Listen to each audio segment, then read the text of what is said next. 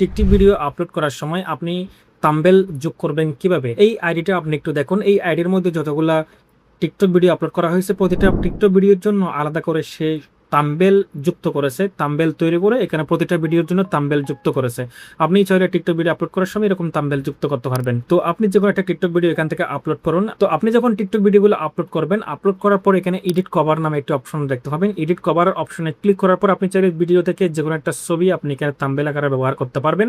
অথবা পাশে আপলোড নামে একটা অপশন রয়েছে, পাশের যে আপলোড নামে একটা অপশন রয়েছে, এই অপশনের মধ্যে যখন আপনি ক্লিক করবেন, আগে থেকে আপনি একটা থাম্বনেল তৈরি করে রাখবেন, সেই থাম্বনেলটা এখান থেকে আপলোড করে দিবেন। তো থাম্বনেলটা আপলোড করে দেওয়ার পর একদম উপর থেকে ডান পাশের কোণা থেকে সেভ বাটনে ক্লিক করে দিবেন। ক্লিক করার পর এখানে পোস্ট করে ফেলবেন। আপনি আপনার ইচ্ছা মতো টাইটেল কিংবা ডেসক্রিপশন দিয়ে টিকটক ভিডিও আপলোড করে ফেলবেন। আপলোড করার পর ঠিক এরকম প্রতিটা ভিডিওর উপর আপনি যে থাম্বনেলটা অ্যাড করেছেন সেই থাম্বনেলগুলো এখানে শো করবে। এভাবে যখন আপনি ভিডিও আপলোড করবেন, আপনার ভিডিওতে আগের চেয়ে বেশি ভিউজ আসার সম্ভাবনা রয়েছে।